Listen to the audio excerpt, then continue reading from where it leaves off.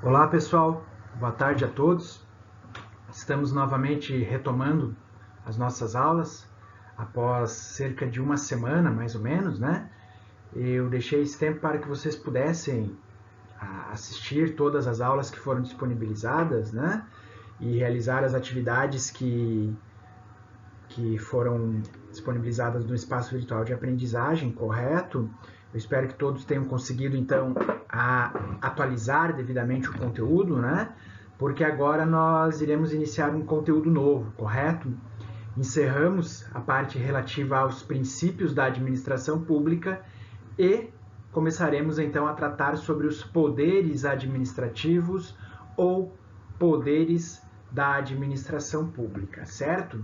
Então vejam, né? Quando nós falamos em poderes administrativos ou poderes da administração pública, primeiro, qual é o significado, qual é o conceito dessa expressão, poderes administrativos? Percebam, os poderes administrativos nada mais são do que determinadas prerrogativas, determinados instrumentos previstos no ordenamento jurídico, a fim de que a administração pública possa dele se valer, possa dele se utilizar para concretizar o interesse público, correto? Então nós podemos definir de um modo bem sucinto poderes administrativos como aquele conjunto de instrumentos previsto no ordenamento jurídico e que está colocado à disposição da administração pública para que ela possa perseguir as suas finalidades, correto? Sem a existência desses poderes, a perseguição, a busca do interesse público pela administração pública, ela restaria, então, prejudicada, certo? Qual seria, agora que nós sabemos já o conceito dos poderes administrativos, qual seria a natureza destes poderes? Vejam, os poderes administrativos, eles constituem, na verdade, verdadeiros poderes-deveres da administração pública, correto? Eles têm a natureza de deveres da administração pública. Por quê?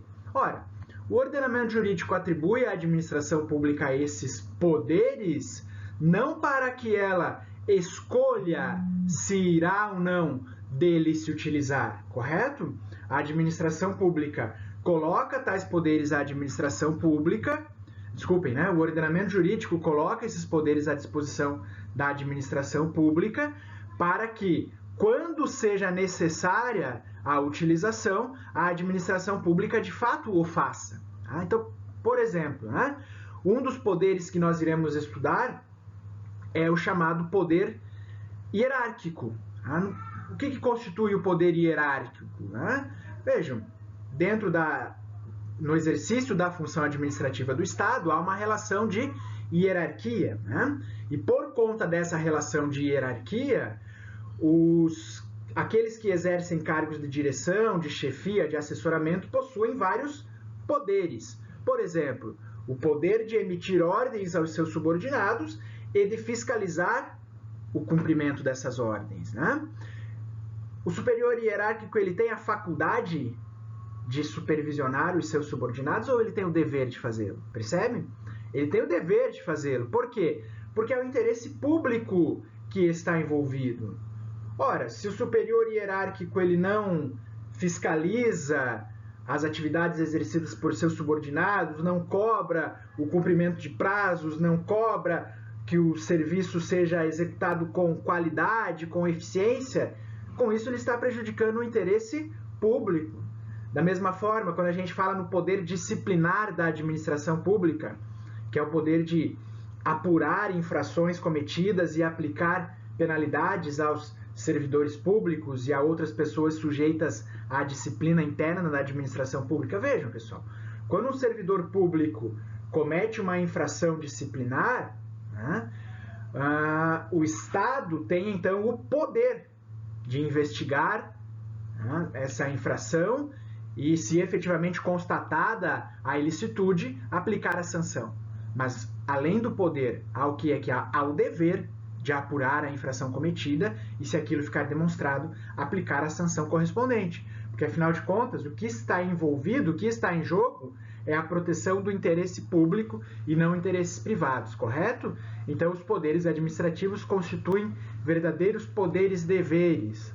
Lembrem, isso tem relação com o princípio da indisponibilidade do interesse público, que nós estudamos anteriormente, correto? Lá na Lei nº 9.784 de 99 a gente vai encontrar, né, a vedação, a renúncia total ou parcial de poderes ou competências, artigo 2º, parágrafo único, inciso 2, correto? Justamente porque os poderes que estão atribuídos à administração pública possuem esta característica, correto?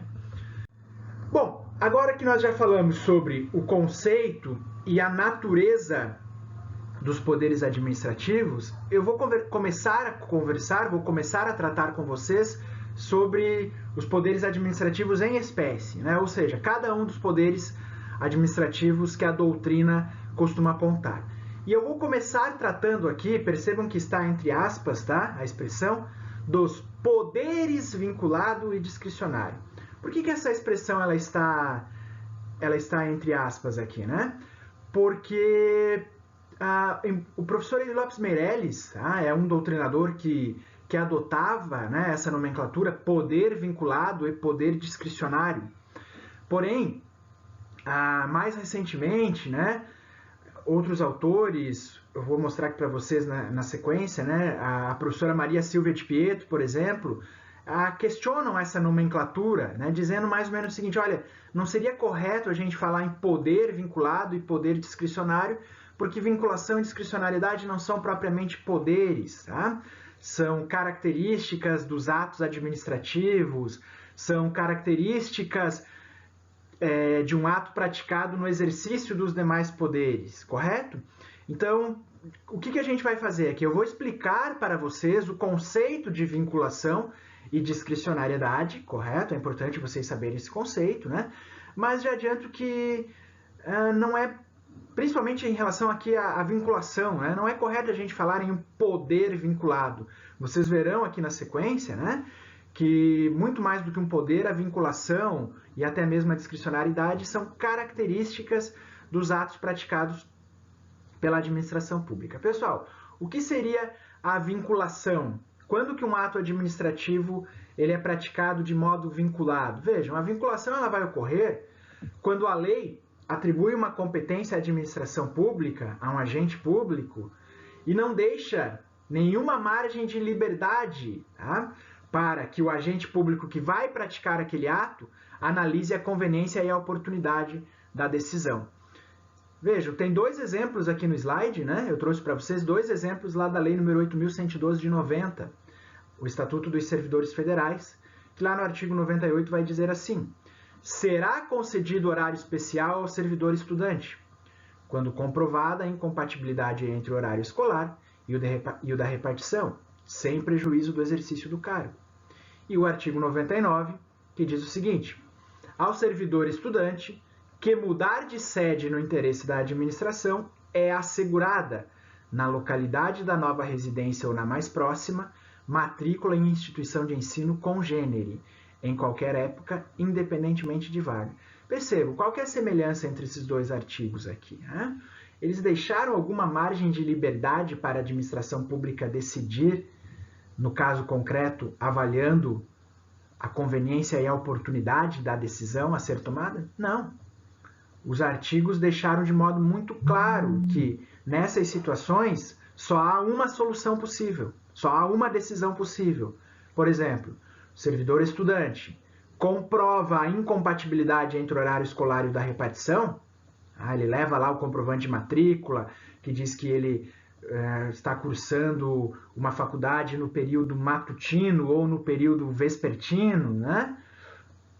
A administração pública deve garantir a ele o horário especial. Ela não vai fazer uma análise de conveniência, de oportunidade para decidir, não. Ela deve conceder horário especial, afinal o artigo 98 diz, será concedido horário especial ao servidor estudante. Da mesma forma, né, o servidor estudante que mudar de sede no interesse da administração, ou seja, um servidor que é estudante e foi removido de ofício por determinação da administração pública para outro município. Deve ser garantido a ele, nesse novo município, a matrícula em instituição de ensino congênere, né, da mesma natureza, independentemente da existência de vaga. Não cabe à administração pública fazer um juízo de conveniência e oportunidade. A solução, a única decisão possível é garantir a matrícula em outra instituição de ensino, correto? Então, nesses dois casos, a atuação da administração pública é vinculada. E veja, pessoal, quando a atuação da administração pública é vinculada, o que surge para o particular destinatário do ato? Surge um direito subjetivo, correto? Por quê? Ora, porque só existe um comportamento possível, um comportamento legalmente aceito, né? Que pode ser adotado pela administração pública. Então, se a administração pública agir de modo diverso do que está estabelecido numa competência vinculada, não garante o horário especial, não garante a matrícula, o servidor que se sentir lesado nessa situação, ele poderá buscar judicialmente, né, esse direito subjetivo que lhe foi negado, correto? Vejam, vocês acham que faz algum sentido a gente falar em poder vinculado? Me parece que a vinculação ela traz muito mais a ideia de restrição do que de poder, de prerrogativa, né? Não sei se vocês concordam, mas eu vejo dessa maneira, tá? Por isso, preferível falar em vinculação do que falar em poder vinculado, tá? O que seria, né, por outro lado, o que seria a discricionariedade da administração pública? Quando que uma competência é discricionária? Ora, é a situação oposta, né? A discricionariedade ela vai ocorrer quando a lei confere à administração pública uma competência, mas deixa ao agente público responsável pela tomada da decisão uma certa margem de liberdade para que ele avalie a conveniência e a oportunidade, para que ele avalie qual solução, qual decisão melhor atenderá o interesse público. Eu trouxe para vocês aqui dois exemplos também, lá da Lei nº 8.112 de 90, correto? Que trata do Estatuto dos Servidores Federais. Então vejam lá o que diz o artigo 91. A critério da administração, poderão ser concedidas ao servidor ocupante de cargo efetivo, desde que não esteja em estágio probatório, licenças para o trato de assuntos particulares, pelo prazo de até 3 anos consecutivos, sem remuneração. E lá no artigo 93, o servidor poderá ser cedido para ter exercício em outro órgão ou entidade dos poderes da União, dos Estados, Distrito Federal, municípios, nas seguintes hipóteses: para o exercício de cargo em comissão ou de função de confiança. Né? Então percebam, pessoal, se um servidor público se dirige, né, lá ao Departamento de Recursos Humanos do órgão onde ele trabalha e solicita uma licença, sem remuneração, lógico, né, e desde que ele seja efetivo, e já tenha se tornado estável, né, não pode estar mais no estágio probatório, esse servidor se dirige lá ao RH do órgão onde ele trabalha e solicita uma licença para tratar de assuntos particulares, pelo prazo de 1 ano, né, ou mais, enfim. O que será analisado antes de se decidir se será ou não concedida essa licença ao servidor? A conveniência e a oportunidade, né? Será analisado se a ausência desse servidor naquele momento não trará muitos impactos negativos, né? Será que tem alguém que possa, então, desempenhar as mesmas funções sem prejudicar a qualidade do trabalho, sem prejudicar o cumprimento de prazos, né? Ora, me parece que se é um momento em que há falta de pessoal, a administração pública tem a opção, ela tem a prerrogativa de não conceder, né? Alegando, não vamos conceder porque há falta de pessoal. Agora, em outra circunstância, em que, não, de fato, né, a ausência do servidor durante esse período não irá prejudicar o bom desempenho das atividades a cargo daquele órgão, a administração pública pode, então, conceder a licença. Lógico que tudo, né, pessoal, aqui a gente deve lembrar do princípio da motivação, tá? Porque embora o ato seja discricionário, ele tem que ser motivado. Negou a licença. Por quê? Porque se eventualmente, né, essa negativa decorreu de alguma perseguição, de alguma retaliação, se houve ali uma violação ao princípio da impessoalidade, aí esse servidor eventualmente poderá questionar, tanto administrativa quanto judicialmente, tá? Da mesma forma, no artigo 93, o servidor poderá ser cedido, né? Então, vamos imaginar, tenho um amigo que trabalha no Tribunal de Contas e que quando a Alesc realizou a CPI relativa às obras da Ponte Hercílio Luz, como ele já havia feito uma pesquisa bastante aprofundada sobre as licitações e sobre os contratos que foram aí ao longo de décadas, né, firmados entre o governo de Santa Catarina e empresas com o objetivo de reformar a ponte, né? Então, como ele tinha essa experiência, como ele tinha feito essa pesquisa aprofundada, a Alesc convidou ele, tá? Convidou ele para trabalhar na CPI. Né? Então, o que aconteceu, né? A nossa chefia analisou e achou que seria interessante, que seria oportuno, né? Que isso contribuiria para os trabalhos da CPI e autorizou que ele fosse cedido à Assembleia. E ele ficou lá, ficou trabalhando na Assembleia durante todo o prazo de duração da CPI, correto? Poderia ter sido outra a decisão? Né? A nossa chefia poderia ter falado, olha, creio que não é uma boa ideia, né? Creio que a ausência desse servidor aqui no órgão vai prejudicar o andamento das nossas atividades. Claro, eu fiquei um pouco sobrecarregado, meus colegas ficaram um pouco sobrecarregados, né? Mas a nossa chefia poderia ter decidido em sentido diferente, entendeu? Não vamos ceder porque a ausência dele vai prejudicar aqui o bom desempenho das funções do nosso órgão, né? Vai sobrecarregar os demais servidores. Havia essa discricionariedade, essa margem de liberdade na tomada de decisão, avaliando o que é melhor para o interesse público, correto? Então veja, pessoal, diante de uma competência discricionária, né, não vai existir lá o direito subjetivo, correto? Se a administração pública nega a licença para tratar de assuntos particulares, o servidor não pode recorrer ao judiciário alegando que ele tem direito àquela licença. Não, ele não tem direito. Né? O que existe é uma possibilidade daquela licença ser concedida conforme a conveniência e a oportunidade.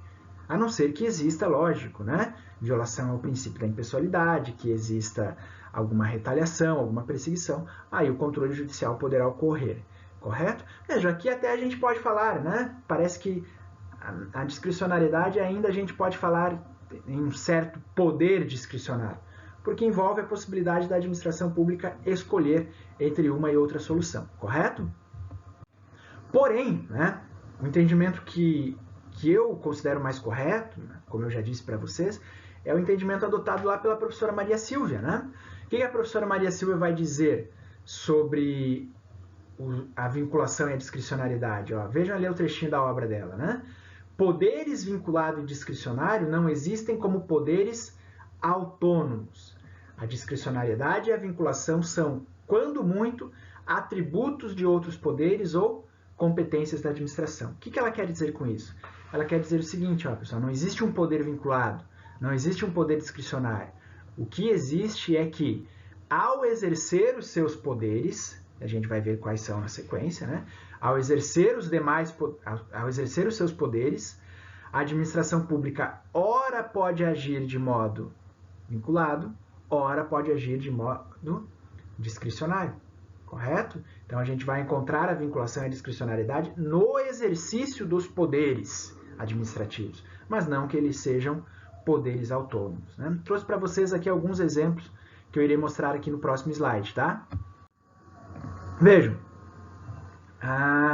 um artigo lá do Código de Trânsito Brasileiro, artigo 162, dirigir veículo com carteira nacional de habilitação ou permissão para dirigir caçada, ou com suspensão do direito de dirigir. Infração gravíssima, penalidade multa 5 vezes e a apreensão do veículo. As infrações punidas com multa classificam-se de acordo com a sua gravidade em 4 categorias. Infração de natureza gravíssima, punida com multa no valor correspondente a 180 unidades, tá? Reais, não me recordo agora o que significa essa sigla, tá? Enfim, é o parâmetro ali para o cálculo da multa. Pessoal, percebam, existe aqui, a gente está falando, né, quando tratamos desse artigo, do exercício de um poder. pelo Estado, que é o chamado poder de polícia, correto? O poder de polícia a gente vai ver na sequência, basicamente são as atividades exercidas pelo Estado, as atividades de regulamentação, de fiscalização e a aplicação de sanções, né, que são realizadas para proteger o interesse público, certo? Então aqui nós estamos falando do exercício do poder de polícia. Nesse caso, de que modo o poder de polícia vai ser exercido? De modo vinculado ou de modo discricionário? De modo vinculado. Porque a lei já disse, olha, isso é infração gravíssima, já fixou o valor da multa e estabeleceu que também cabe a apreensão do veículo. Então, o agente de trânsito que flagra alguém dirigindo com a CNH cassada ou alguém que está com direito de dirigir suspenso, né? Ela não tem uma margem de liberdade para definir qual sanção aplicar. Ela deve aplicar a sanção prevista no artigo 162 do Código de Trânsito Brasileiro. Correto? Atuação vinculada no exercício do poder de polícia. Agora percebam a diferença, tá? Lei 9.656 de 98, que dispõe sobre os planos e seguros privados de assistência à saúde. Então veja, pessoal, aqui a gente também está falando do exercício do poder de polícia, tá? A administração pública, ela regulamenta, fiscaliza as empresas operadoras de planos e seguros privados de assistência à saúde e, eventualmente, poderá aplicar sanções a essas empresas em caso de constatar uma infração ao que dispõe essa lei, correto? Vejam, eu não vou ler todo o artigo aqui, né? Mas basicamente ele vai dizer quais são as sanções que podem ser aplicadas às empresas operadoras de plano de saúde que descumprirem os termos da legislação. Analisem aqui comigo.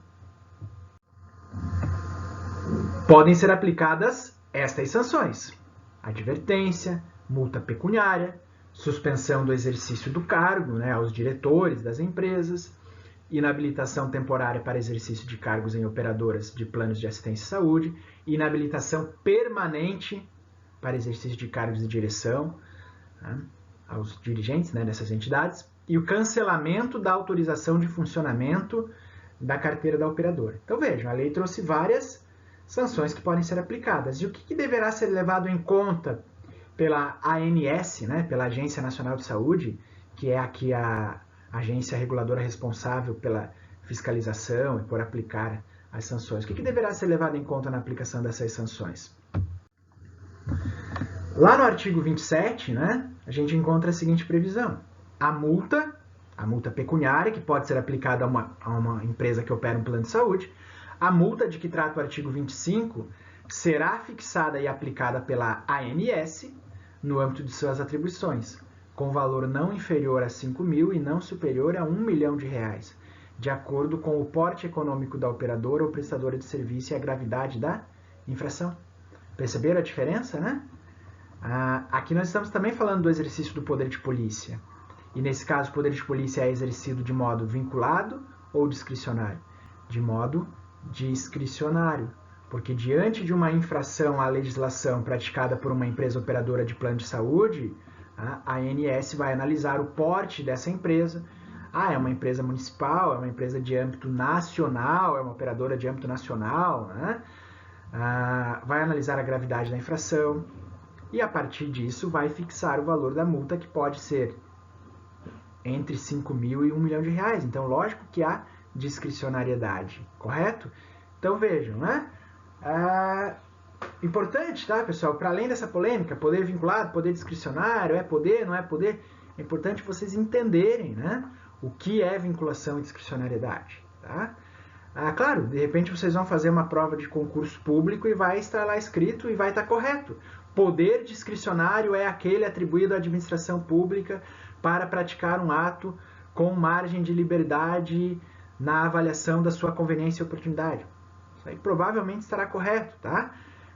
Muitas bancas ainda, né, seguem essa linha de adotar a nomenclatura poder vinculado, poder discricionário. Mas o mais importante é vocês compreenderem o conceito, né, para além da polêmica, tá? Compreenderem o conceito de vinculação e de discricionariedade. A gente vai voltar a conversar um pouquinho sobre isso quando a gente tratar da teoria do ato administrativo. Beleza? Então agora sim, tá? Agora que a gente terminou Agora que nós terminamos aqui essa parte relativa à vinculação e discricionariedade, eu vou começar a tratar com vocês efetivamente sobre os poderes da administração pública. Aqui não há essa polêmica, esses que eu vou falar agora, a doutrina é uníssona, né, em apontar efetivamente como poderes administrativos. O primeiro deles seria, então, o poder normativo, né, pessoal? Vejam, no que consiste o chamado poder normativo? Ora, a expressão aqui já indica, já nos traz o conceito, né? O poder normativo é aquele outorgado, atribuído à administração pública para expedir algumas normas, né? Que tipo de normas? Atos infralegais, regulamentos, instruções normativas, resoluções, portarias, de caráter geral e abstrato, visando detalhar e explicar o conteúdo das leis. Então lembrem, né, pessoal, a gente estudou isso desde as nossas primeiras aulas. A atividade administrativa se caracteriza por ser uma atividade infralegal, subordinada à lei, correto? Então é evidente, né, que a administração pública pode expedir normas, e faz isso através dos seus mais diversos órgãos. Faz isso através, né, falando aqui da administração federal, faz isso através dos seus ministérios, faz isso através de várias entidades, tá, como autarquias, como agências reguladoras. Lógico que a administração pública pode expedir normas. Agora, o papel dessas normas é justamente fazer o quê, né? A gente já estudou isso. Detalhar, explicar o conteúdo das leis e garantir que elas possam ser aplicadas aos casos concretos, né? Essas normas, esses atos infralegais, produzidos, praticados no exercício desse poder normativo, eles possuem um caráter geral e abstrato. Nós também já estudamos o que isso significa, né? O que significa dizer que eles possuem caráter geral e abstrato, né? Os atingidos, tá? Os atingidos por esses atos infralegais não são determinados, eles se destinam a atingir a generalidade dos cidadãos, correto? E eles são abstratos. Por quê? Porque eles não se destinam a produzir efeitos em um único caso concreto, né? Enquanto esses atos infralegais permanecerem em vigor, eles permanecerão, desculpem a redundância, né? Eles continuarão sendo aplicados, tá, em toda e qualquer situação que justifique a sua incidência. Tá? Então vamos pegar aqui o exemplo dos decretos, que vêm sendo aprovados pelos estados e pelos municípios, tratando da questão do isolamento, né, do distanciamento social. Veja, pessoal, isso é exercício do poder normativo, tá? A administração pública expede no caso, o chefe do executivo, né? Aqui a gente vai ver na sequência, que é propriamente o poder regulamentar, que é, digamos, uma espécie do poder normativo. Mas, percebam, né?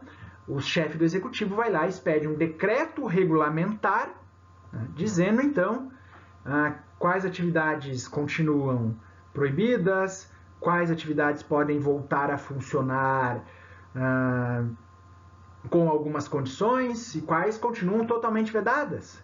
Vejam, quem é atingido por esse decreto regulamentar? Todos que se enquadrarem na situação ali descrita. A gente não consegue dizer de antemão, né, quem são os atingidos. E se trata de um ato abstrato. Por quê? Porque ele se destina a regular essas situações de modo abstrato e não produzir efeitos em um único caso concreto. Tá? Então aqui a gente pode fazer a distinção, né, que já sabemos, já conhecemos, entre atos normativos originários, são as leis, se caracterizam pela sua originalidade, inovam o ordenamento jurídico, criando direitos e obrigações. E quem outorga competência para editar leis? A Constituição Federal. Então a Constituição vai dizer a quem cabe elaborar as leis e qual é o processo da sua elaboração.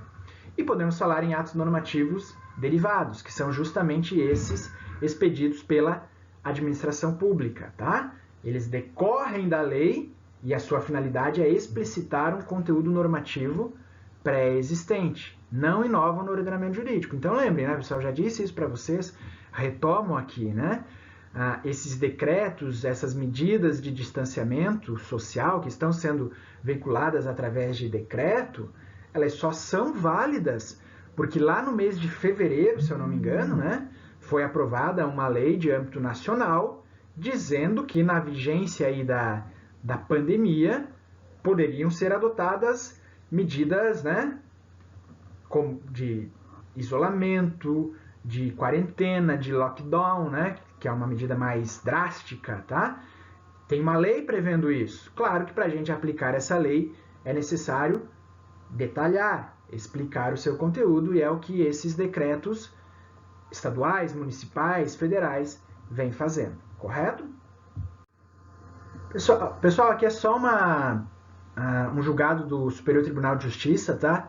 Destacando, né, esse caráter infralegal dos atos normativos, dos regulamentos expedidos pela administração pública, e reforçando a ideia, né, de que ao expedir um ato que tem por finalidade regulamentar a lei, decreto, regulamento, instrução, portaria, não pode a administração inovar na ordem jurídica, impondo obrigações ou limitações a direitos de terceiros. Vale dizer, restrição alguma se impõe à liberdade ou à propriedade. Restrição alguma que se impõe à liberdade ou à propriedade pode ser imposta se não estiver previamente delineada, configurada e estabelecida em alguma lei. E só para cumprir dispositivos legais é que o Executivo pode expedir decretos e regulamentos, correto? Então, o poder normativo, ele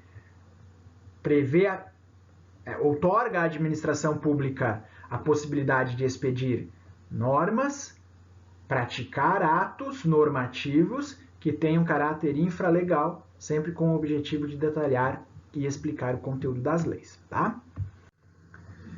Pessoal, aqui alguns exemplos, tá? Do exercício desse poder normativo, né? Percebam.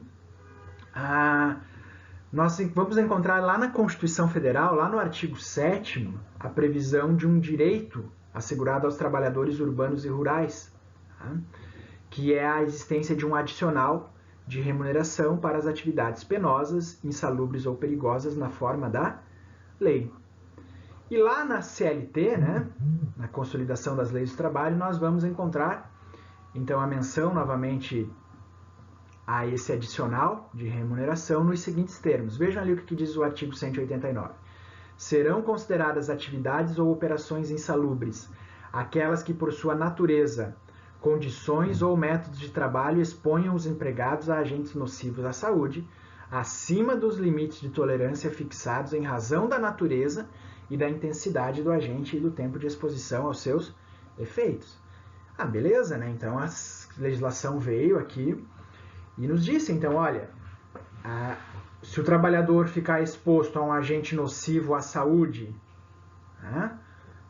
acima dos limites de tolerância aceitos, ele vai ter direito a receber um adicional. Ótimo. Agora, a gente precisa então saber, né? Concorda comigo? A gente precisa saber exatamente quanto tempo um trabalhador pode ficar exposto a um determinado produto, a uma determinada substância, sem que isso coloque em risco a sua saúde. Qual é o limite tolerável de exposição a centenas, talvez milhares de substâncias que podem colocar em risco a vida e a saúde? Pessoal, o legislador não tem condições de definir isso no momento de elaboração da lei. Concorda comigo? Já imaginou se lá no Congresso Nacional tivesse que ficar discutindo? Então, não.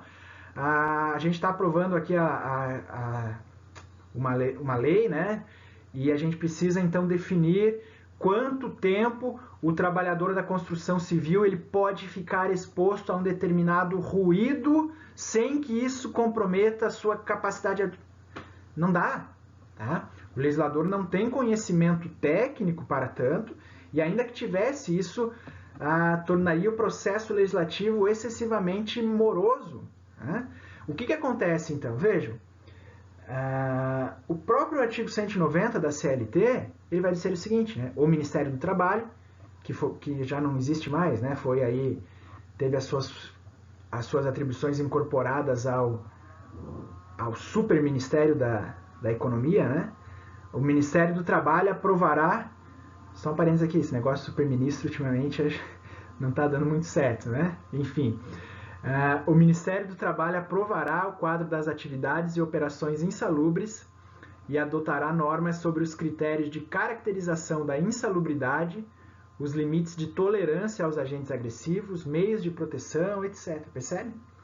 Aí, né, o extinto Ministério do Trabalho, os técnicos do Ministério do Trabalho foram lá, né, e ao longo do tempo aí aprovaram, né, normas regulamentadoras que definiram essas atividades consideradas insalubres e perigosas, né? As NRs número 15 e 16, acho que vocês devem ter tido a oportunidade de já estudar algo sobre isso lá na disciplina de Direito do Trabalho, tá?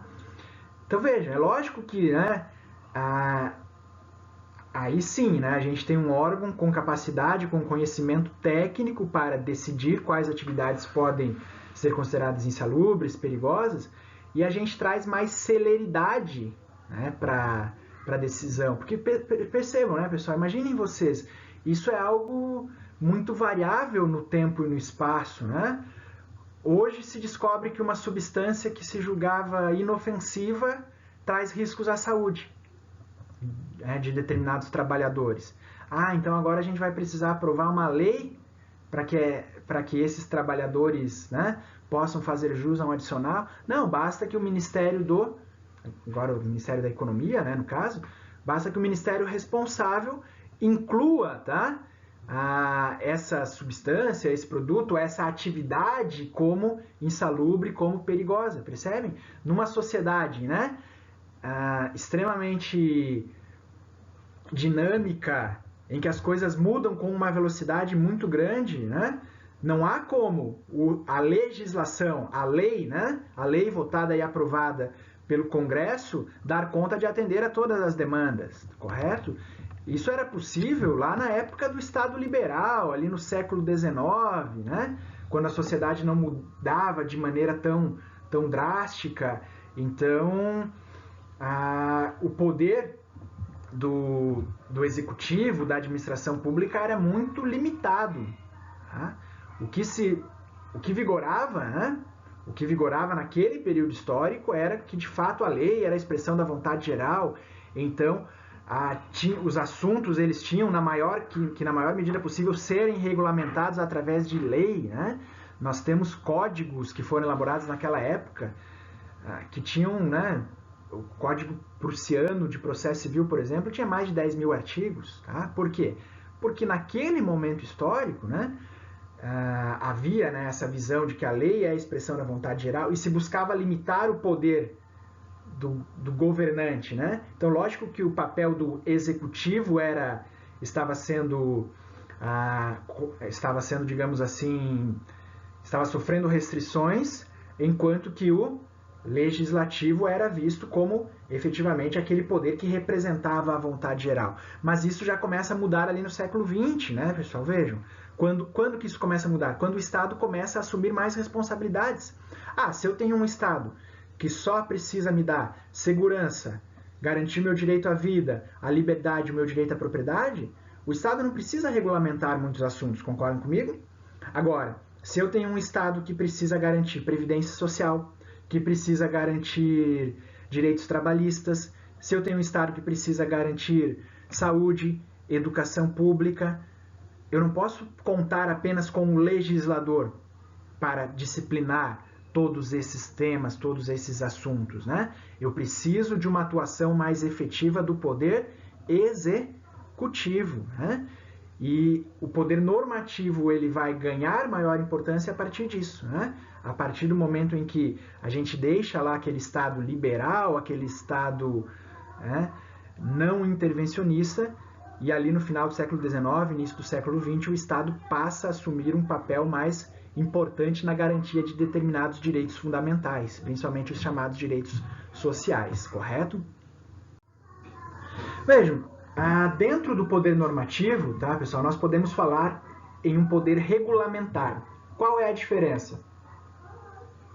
O poder normativo é o poder atribuído à administração pública para expedir atos infralegais. Então, quem exerce o poder normativo?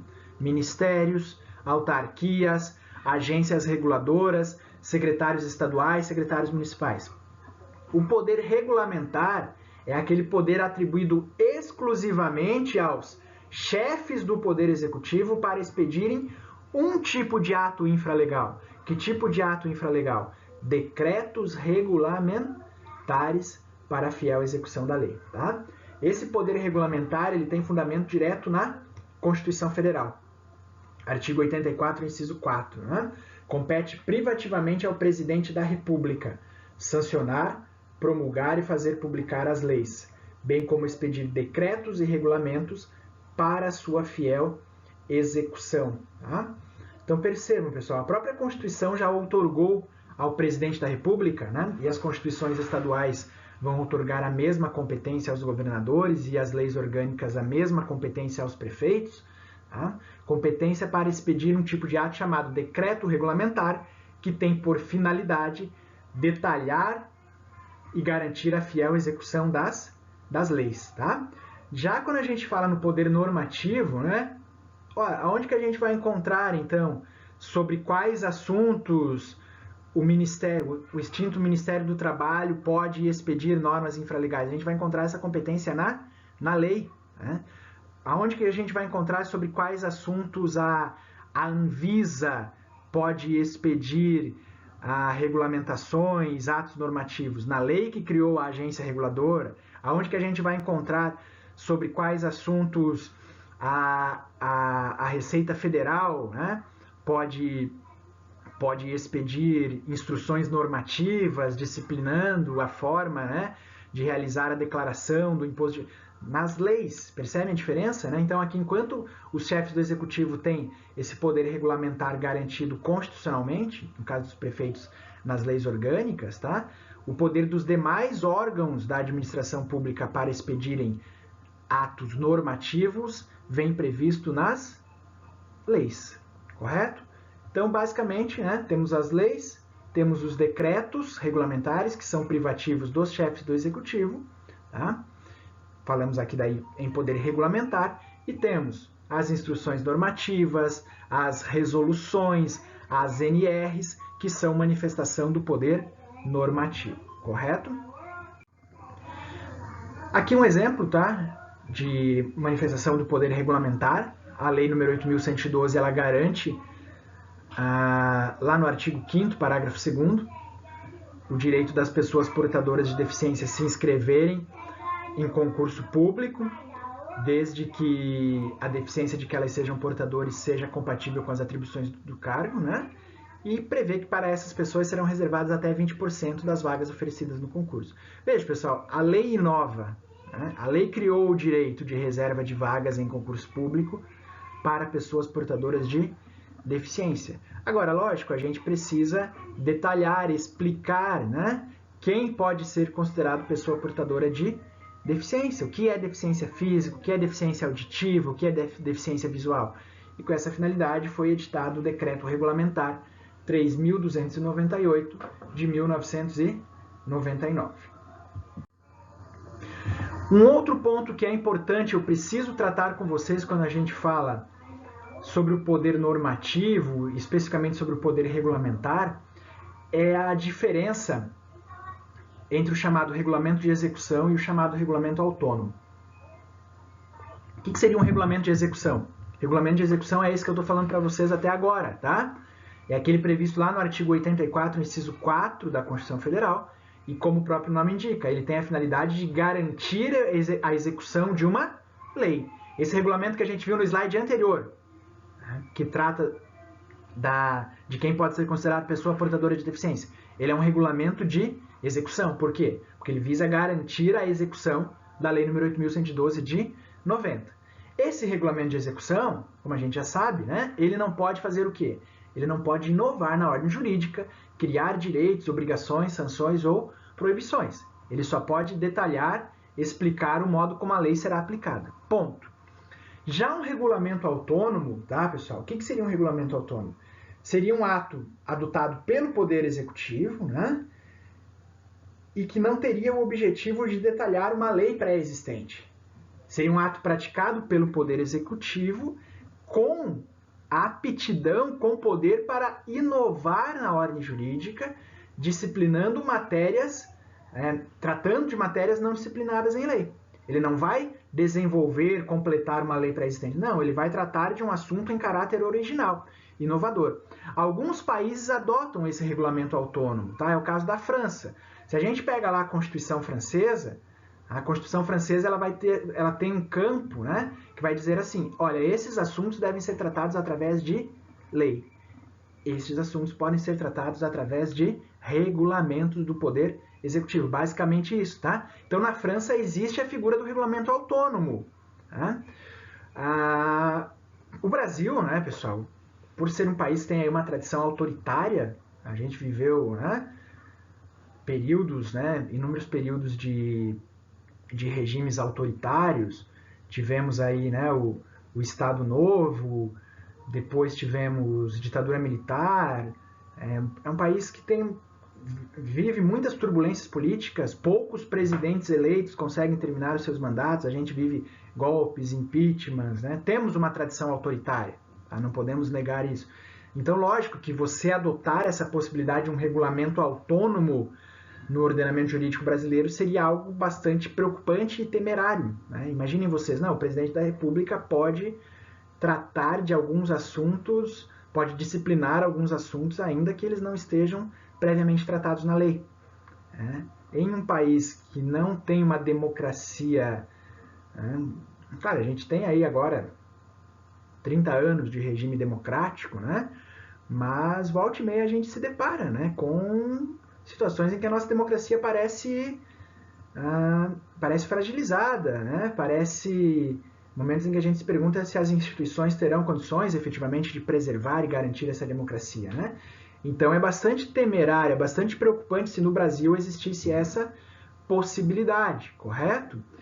Então a regra aqui no ordenamento jurídico brasileiro é o regulamento de execução, tá?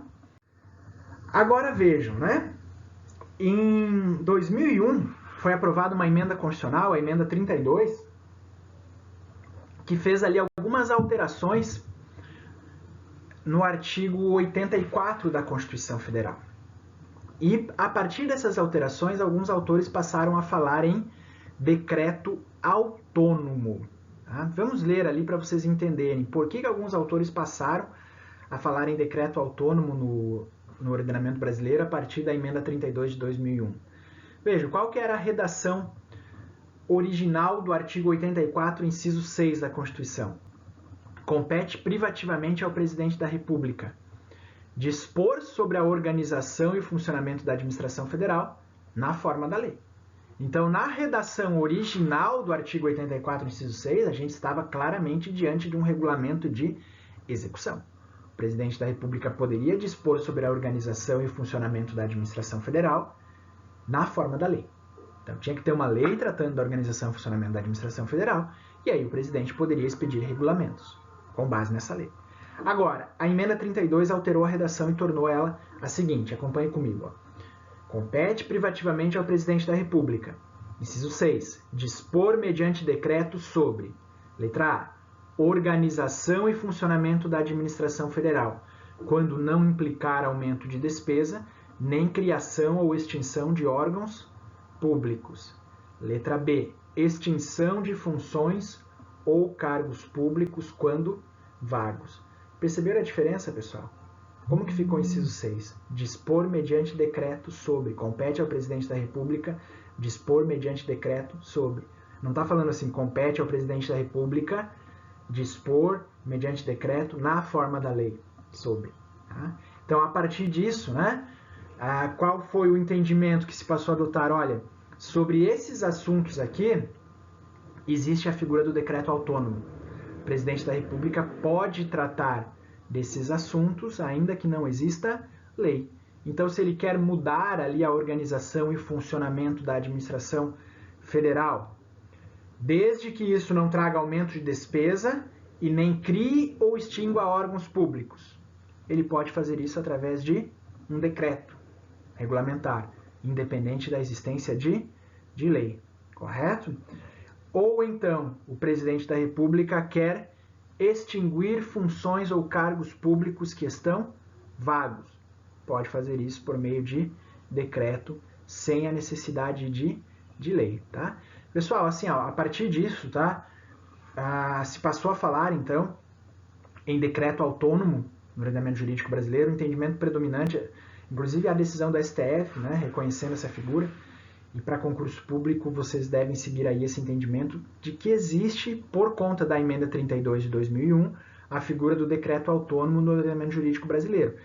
Ainda que, lógico, de maneira extremamente limitada, né? O poder que o presidente da República tem aqui para dispor mediante decreto sobre determinados assuntos é muito restrito, né? Não é nada comparado ao que a gente verifica em países que tradicionalmente adotam a figura do decreto autônomo, como é o caso da França, tá? Mas ainda, então, assim, o entendimento que predomina atualmente é que há essa figura quando se trata apenas desses dois assuntos, tá? Lógico que irão existir vozes contrárias, né? Irão existir autores, como é o caso do Celso Antônio Bandeira de Mello, que acha que mesmo com as inovações trazidas por essa MP, continua sendo incorreto, né, a gente admitir a existência desse regulamento autônomo no Brasil. Por quê? Né? Veja o que o Celso Antônio Bandeira de Mello argumenta. Ele vai dizer que, ali no caso da linha A, né, o presidente da República pode dispor sobre a organização e funcionamento da administração federal, quando isso não implicar aumento de despesa ou criação e extinção de órgãos públicos. Ora, o que o Celso Antônio Bandeira de Mello diz é o seguinte, né? E eu acho que ele está certo, tá? O presidente da República vai dispor sobre isso, mas ele vai ter que observar o que está previsto anteriormente na lei. Por quê? Somente através de lei a gente cria órgãos públicos, somente através de lei a gente cria cargos públicos. Então, inevitavelmente, ao tratar de organização e funcionamento da administração federal, o presidente da República terá que observar o que dispõe as leis que tratam dessa organização, correto? Então, o poder que o presidente da República tem ali para fazer dispor sobre essa organização, sobre esse funcionamento, ele está limitado ao que estabelece as leis que criaram os ministérios, as leis que criam órgãos, as leis que criam cargos públicos, correto? E no caso da linha B, né, que fala que o presidente da República pode, mediante decreto, extinguir cargos e funções públicas que estejam vagos, o Celso Antônio Bandeira de Mello diz, e eu concordo com ele também, tá, que isso não é competência normativa, isso não é um ato de natureza regulamentar, concordam comigo? O presidente da República está extinguindo o cargo tal, ele não está regulamentando, isso não se trata de um ato geral e abstrato, concordam comigo? Se trata de um ato de efeitos concretos. Então isso sequer é exercício de uma competência normativa, de um poder regulamentar, tá? Eu particularmente concordo aqui com o professor Celso Antônio Bandeira de Mello, acho... se a gente for adotar a definição de decreto autônomo, como a gente tem lá na França, naquele sentido que eu disse para vocês, olha, algumas matérias são de competência legislativa, sobre outras o executivo pode tratar sem que exista lei prévia. Não me parece correto a gente falar que existe essa figura do decreto autônomo no direito brasileiro. Mas, como eu disse para vocês, o entendimento predominante, há inclusive julgado do STF, né, adotando a nomenclatura decreto autônomo. Então, para concurso público, vale a afirmação de que a partir da emenda 32 de 2001, existe no ordenamento jurídico brasileiro essa figura, especificamente para aquelas hipóteses das alíneas A e B do artigo 84, inciso 6 da Constituição Federal. Tá? Pessoal, aqui para a gente já terminar a parte relativa ao poder normativo, tá? Deixa eu conversar com vocês um pouco sobre o controle dos atos normativos do Poder Executivo. Analisem comigo, né? A gente já sabe que no exercício desse poder normativo, a administração pública não pode inovar o ordenamento jurídico. Ela deve produzir atos infralegais com observância da lei. E o que vai acontecer se, eventualmente, né, a administração pública, um órgão da administração pública, ou mesmo o presidente da República, ao expedir um ato infralegal, um ato normativo, exceda os limites da lei? O que vai acontecer nessa situação? Né? O presidente da República expediu um decreto que contraria o disposto em uma lei. A Anvisa expediu uma resolução que ofende um determinado dispositivo legal. Como que se dará o controle do exercício dessa competência normativa da administração pública? Ora, se isso que eu citei para vocês ocorre, vocês concordam comigo que o Executivo está invadindo uma esfera de competência do Legislativo, né? Quem pode inovar é o Legislativo. Se o Executivo está inovando através dos seus atos, ele está usurpando a competência do Legislativo. Então, nada mais lógico de que o próprio Poder Legislativo possa suspender, sustar os efeitos dos atos do Poder Executivo que exorbitem, né, dos limites desse poder normativo. Tá? É o que está previsto lá no artigo 49 da Constituição Federal. Acompanhe aqui comigo. Ó. É da competência exclusiva do Congresso Nacional sustar os atos normativos do Poder Executivo que exorbitem do poder regulamentar ou dos limites da delegação legislativa. Aqui na Constituição fala que exorbitem do poder regulamentar, tá, pessoal? Mas isso não vale apenas para os decretos do presidente da República. Qualquer ato normativo da administração pública que contrariar o conteúdo de uma lei, ele poderá ser sustado pelo Congresso Nacional, tá? Eu trouxe aqui para vocês um exemplo que eu vou mostrar no próximo slide. Então percebam, ó, no ano de 2011, a Anvisa, Agência Nacional de Vigilância Sanitária, através da sua diretoria colegiada, expediu uma resolução, a resolução número 52, de 6 de outubro de 2011. E através dessa resolução, a Anvisa vedou a fabricação, importação, exportação e diversas outras condutas, tá, relacionadas ao comércio e uso de medicamentos ou fórmulas medicamentosas que contenham as substâncias anfepramona, femproporex e mazindol, seus sais isômeros, bem como intermediários. Pessoal, esses medicamentos aqui, não sei se vocês já ouviram falar, eles são popularmente conhecidos como anfetaminas, tá?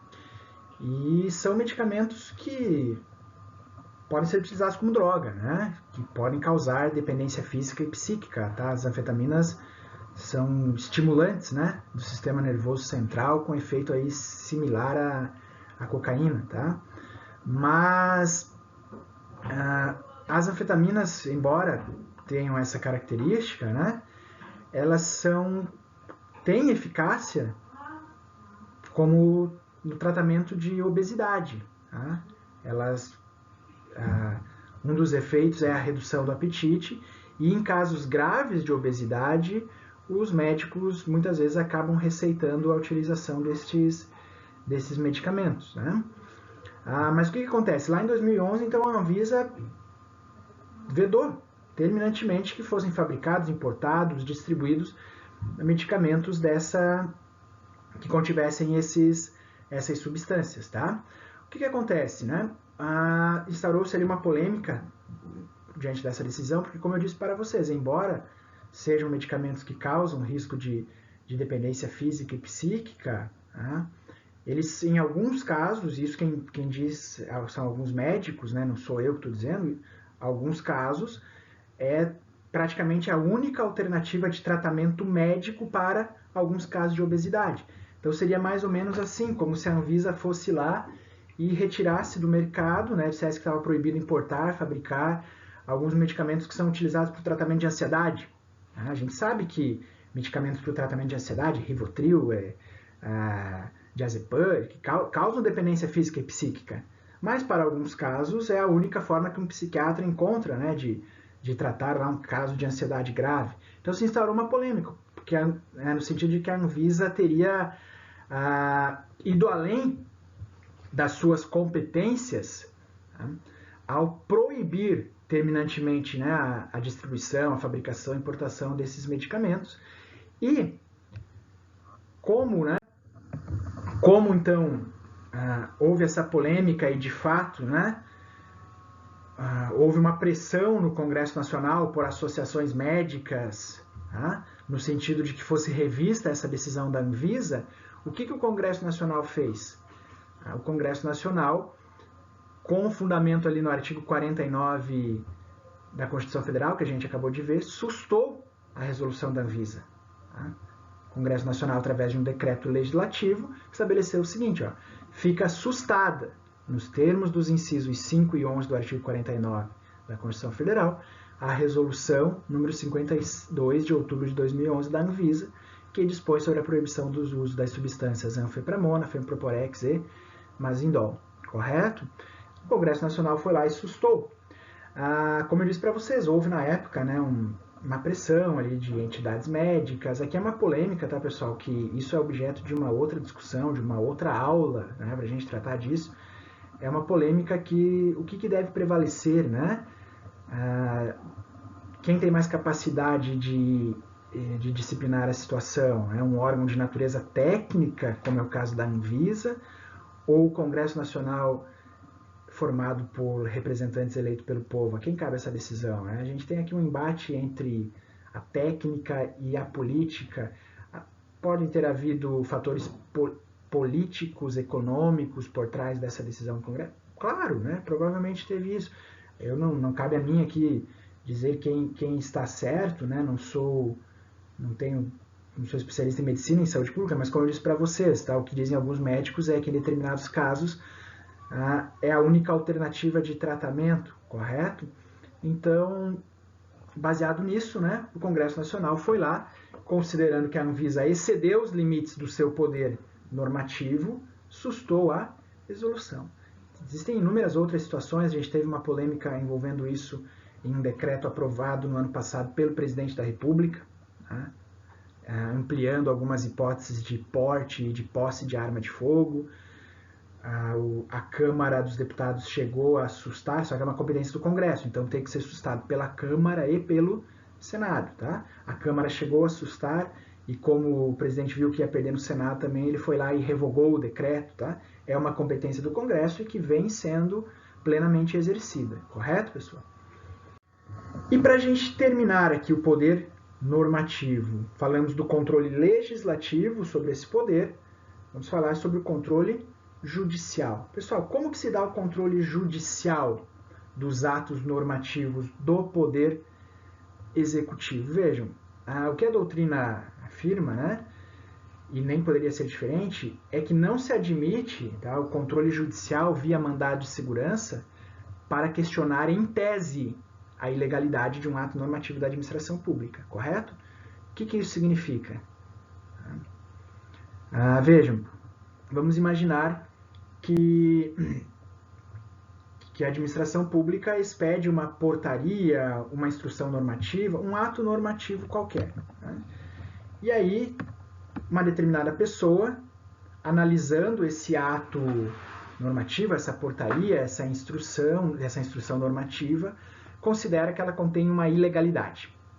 Considera que a administração pública contrariou ou ofendeu uma determinada lei ao editar o seu ato normativo. Essa pessoa poderia ingressar com uma ação judicial pleiteando, né, a anulação dessa portaria, dessa instrução normativa? Não. Por quê? Porque se ela fizesse isso, ela estaria questionando em tese a legalidade. Concordam comigo? Ela estaria questionando de modo abstrato. Qual que seria a única demanda envolvida? A legalidade ou não daquele ato normativo, certo? Vejam, pessoal, para que um particular possa questionar em juízo um ato normativo da administração pública, é essencial que tenha ocorrido o quê? Lesão ou ameaça de lesão a direito. Ou seja, o particular poderá questionar a legalidade de uma instrução normativa, de uma portaria, de uma resolução, se, em virtude dessa portaria, dessa instrução normativa, dessa resolução, ocorrer uma lesão ou, ao menos, uma ameaça de lesão a um direito. Aí sim ele poderá ingressar com um mandado de segurança ou com uma outra ação, conforme o caso, questionando a legalidade desse ato da administração pública. Correto? Imaginem a seguinte situação, né? Imaginem que tem lá, existe, né, vários cargos, né, várias carreiras da administração pública federal, exigem aí que seus candidatos se submetam a um exame psicotécnico rigoroso.